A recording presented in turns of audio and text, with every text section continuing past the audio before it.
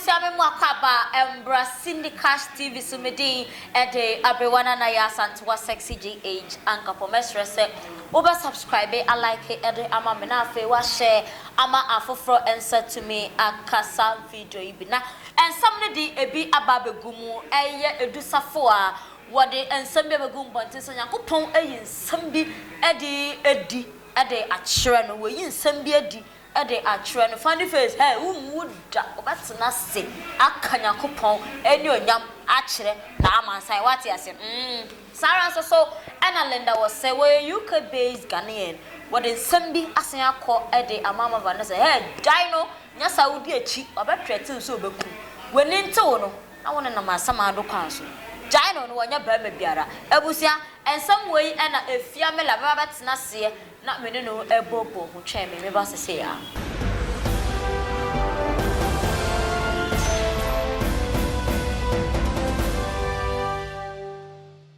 uma onu otwe di agro tafre wa no nti Faradex ndie onu ana ani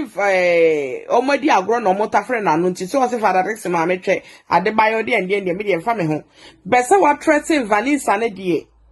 obata nanim de ne bebedie nti yen entra ma de funny face kuku Vanessa said hey Vanessa hey funny face no peno oni mi nya ma boda obekun o Vanessa obekun na ye adwuma hwe wo ma no ye adwuma hwe na tokese fo kra sometimes kra ye boka dodo ani ye to so asese bi adwene esihwe ya beme bia ni adwene ye ho ama ne na nye ye to so ase ye ni adwene kra yi menti ase ma ye to so na ase ye adwene mu omere dodo menti ase Vanessa ma funny face nko ni nya e obekun ma no Ghana penifo mo nche funny I was a sign and no aqua be me koya my son so abba efiamela abba consent me boshi ma kone chena ye de enkomo twetwe no ahwehwe 60 years how are you what's up fine me where you we dey wow she a chef for na ye nto aso dem about to ma manage o ye ko Jamaica kakra wow hey Minim sewenya rasta guy bio sewenya dio boy bio mini dia gewe kra fe se ochire echi atiri ka hwahwefo nyina de bia munye sikefi amode to bando ehwe ye no ye bom pe se nyame nhye homa na mun piapia so mun wo so no asa da me no bone pa na dia ma obi no bi nso ase no bi nso ase be akwa se tell a friend to tell a friend what they ase you na nyame nhye homa na munye bi enhye sa ma ye da was what ye da was efia na edusafo a se beka edusafo a unim se we dia violence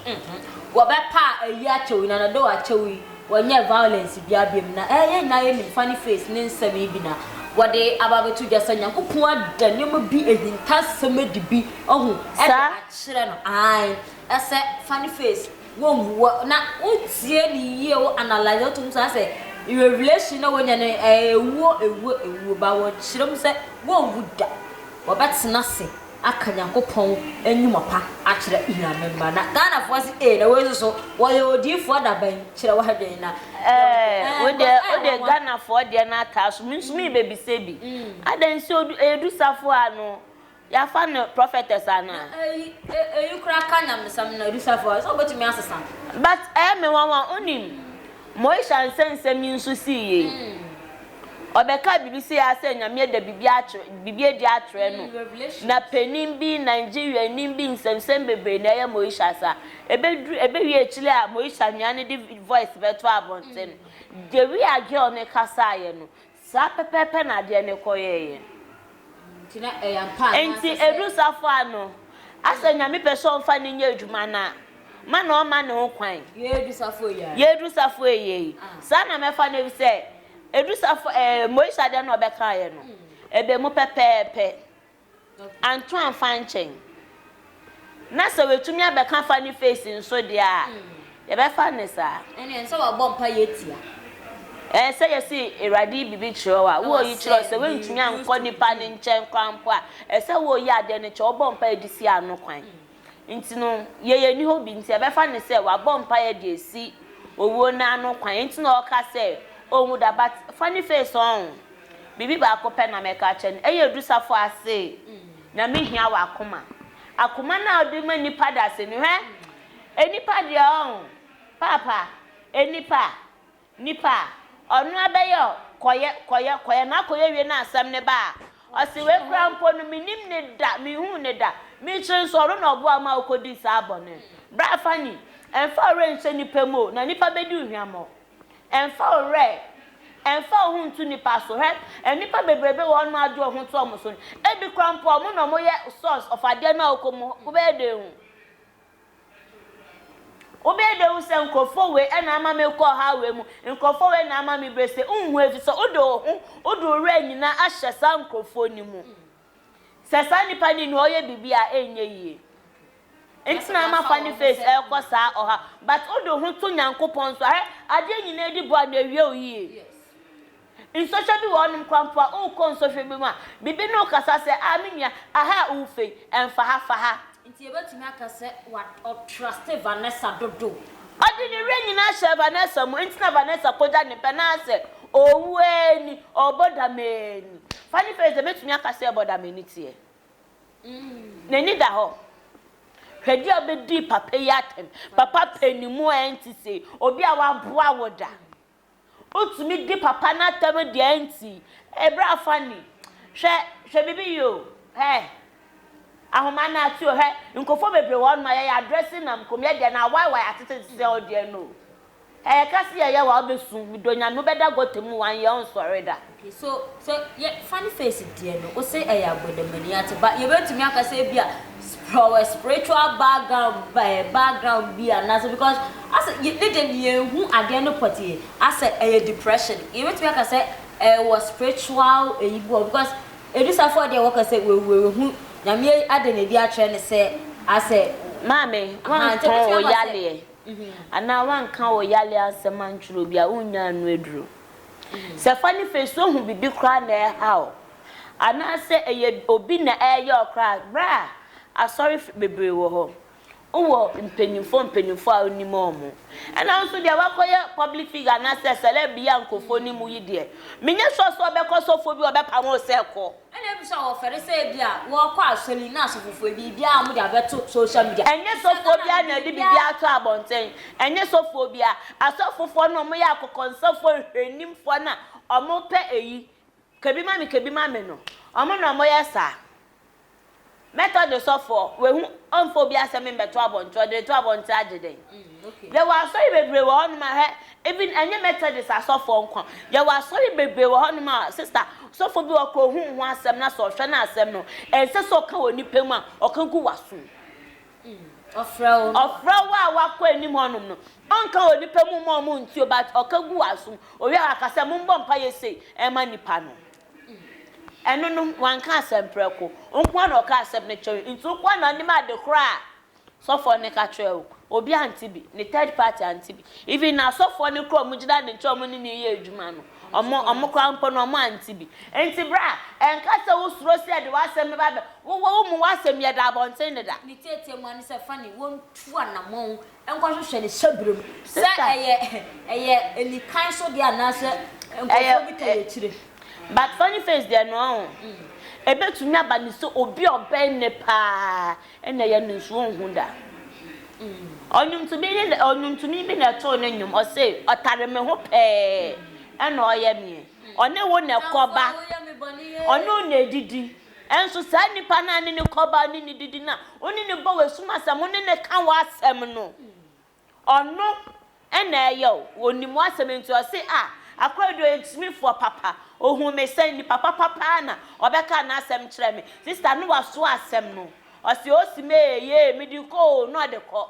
o de kwa kodu bone sen wasem bi aka kire no o bia na mba tutu ye pesa de no ye pa na waka misi papa bia menya no man ne sure be o se obe me man ni woska o wo se o ka cha wadamfu no ni madwe wa wadamfu ni timi unim oni baby wadamfu ne de obeko unim obonsa de be tia obefre man man no be frɛ na no sister on father otu aka se ana madam fu ya me ne bon komo akoka asem ya chairman ana madam fu ya me me ka say time wakodi hu komo atro obi uni baby anipa no de uko you don't know so eya yensusu nkasa yensusu nkasa ne ye bi ne kasa bi na tumi ade so we no e dey because baby me tete you say as a funny face ye hu no social media so say as a we a very or a good person but obu nkofo e fa so obu nkofo facility betumi aka say eniye bi anaso obu obi fa so na so far as we bu obi afa so far as we bu obi afa so na nipa na pewa onya obetumi di afa bebi ope bia so betumi aka say so na ebi no obetumi di afa bebi but bebi ode fa ne so no wan kofa etichichi ode fa yere so okay tini nyina ne say Vanessa and air course with the main cause of face amani sanka funny face nkwa asole no minim so ko so nko and anya masem ena nka oba ne ye mpaibofo ena ogine mu ma ba ma na nka jewe nyina menye so so betuni kunu okay can't be man ne da anya ya crampo no sister mpaibo kwa betuni atwetwa aju kunu mpaibo Vanessa so po kunu dia sister gine yie na social media yemum kesoa afine mu akese no ekuni na ose wodia eyiri a obebo mpaema no se wodia abagie ntu empae no efri hin na eba seta momo wo honom no oba ni gina ya kasa de we nyina ense bia na oba no anko asole entina sa nyama we hwe ebeme bi won ma o ma me onsi asore dem da enso ne yiri mpaebo mpaebo kakra ne yiri bebo amana na se ni bebi anase ni nwie bi ebe bo amana na ne maami mpo agina bompa bo mana esi ni esisi nyama bebre kwan okay na funny face men sense some na maami bi ya family na wo say o UK wo ye Ghana ni na wo de futu sem bi akọ ede ama Vanessa say funny face attracting the so obekunu no why na won die funny face a 3D mane nkwa ne nchen se bi o man ska because once I was threatening aka so obekunu de once that kopa na che se to wo de atene nkwa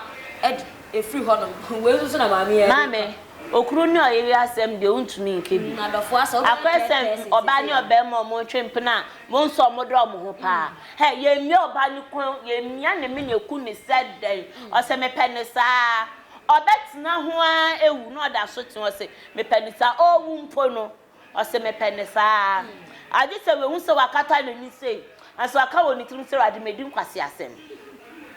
mame Vanessa ye ntumi be kase jai funny face eni ye ntumi nkan che funny face jai Vanessa de be kan se mo amu mienu mo cheke mo ho e wo mu so aba da chete ode eni nkwa je funny face anya de se mpeni for so le ho o mo sori wo sa de na ababa funny face aya ne so eya oyiri o mame eya yaw eya oyiri ebi kwa na girl no ni obi wa asem eno wakasa asem we nipa ni be sheda afasa asem we a wa ye ni kunu we bie wa anu aka no obe sheda afa ho ye girl ni bibi ni e de aba be so mi wa aka ni keke uni mu he ensa de na eni obi ya de na wo meku o de hede amede be yo o de hede be sin eye asem de twafi wa no ba o na se wan ye ke for be kwakodam for life ahun baby ebi kra na obi uni mu he enta mama ne kasa funny face ya ntini ne ani ndi dia o ende anu dia metina se ese ya chi funny face ne ani ndi if sasa asam ne nkwan no kan ya de brother wanya de on forget Vanessa forget funny face wo no akasa nya adwumaden emfa mama ena make ase nkola no munya ba ko o miensa o munya mienu o miensa ena evia ewo ba before yo ento o de ama ne se nkola na koye 4 eno kampo na ya semu a obe sho mo akosi daben omususa se de keji ni na jisika yesen momundu JSS best mark the joke bu kwa betu media ma momundu JSS momundu secondary school momundu varsity amanfo school yo mkoyi bi sister ehon na bo se no koye jame do tu sa futu fun se jai no otina ne ho sanke be yeyi say on die Berman no nkwala 3 one more tempo there like at this too because I said omo nti fie funny face nkwanete yes but as a relationship na say e jai bi omo jai bu ma me u jai Berman na ma Berman ni hu say papa me mpewo na me nyo bi a me ne kwa akotwe nti me ko na Berman ni hu say we dia waka kire mi o wan kwan kotwe mpuna wo mechi onye bi abro kire bia onya bi we hen ordinary wo ko Instagram and DP girl na da ho was Ghana is faithful to her to him say ebia enam bia oba na ye nene so no so enti no do so fa oba na echi no na mo enti sister unu okunu te ho na okunu beti abrewa nana afa mechi wafa mechi anya ba ko anya mienu anya miensa o na wenye obia nso ene na nkotwe se okunu na danfo enya ba ko enya mienu ama o sex video nyina kodi ba ko nchen sister de na person oka no enti ba ma ne bet no sa se me ba be walo ebi kura na ba ma no o pemina ma wankasa nkasa wasa nyama se me come problem but ont me kan cho se sisa nyama na kwesa nkwara no wo nti but obe show attitude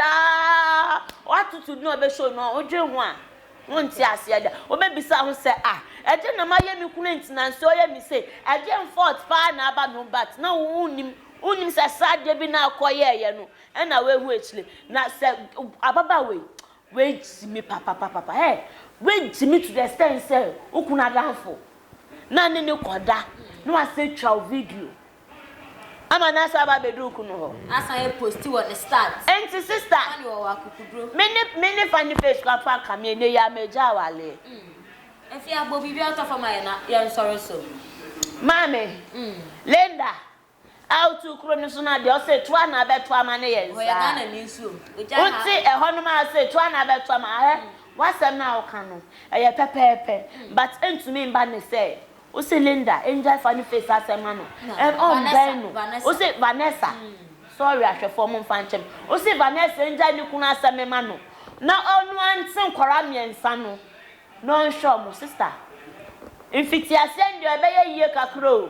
na mom edrechile no ekwa enim na nkola ni ko school na omo peja kakra na ona bo se noko ye jeme uton kan dokuna ubeji meko ana wasama ka nya se ye nchi no ene de ne kwan so anu no funny face anya de so obetwete ne ye wanya de ba kumpo sei oba ne wo ho bu uni nada we hu nada jem bra umpena nka akwale no umpena ka akware no ma wadwe no bebi etiko ye bia no funny face manimbre fie se efiefuo ka hu o manimbre fie adwe no bebi akoye bia no bra manimbre fie do safo a se nyame na pese obi wo ye adwuma ena wo so se me ma me ho kwan me nam na me ko social media ntokwan kwenti no asofudie no pese obeya they to funny face ne bi beto asensa o sister pa sorry bi nako pesofo bi nako he chebrim woni ho ansa na ye too late funny face me so kakra meka akere one so oboma wankasa woni ayede sit down analyze yourself say ebia maye obi bibi because sometimes nyama ato ya yenim say bia ye obi bibi na sade ne toto na so wa chaw pa bi ni dwanto bi a obekọ oni akọnu akọkọye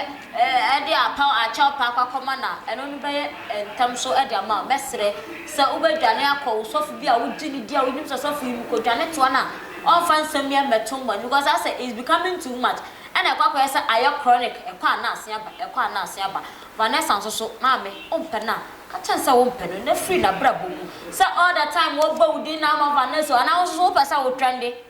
boy ebusia ha ana braba ma kwan ma yetumi ade bibia si ade amam efiamela ane yenya na ye ne no etwetwe enkomo edi amje so eye abrewana na ya asantewa sexy GH ankapo maka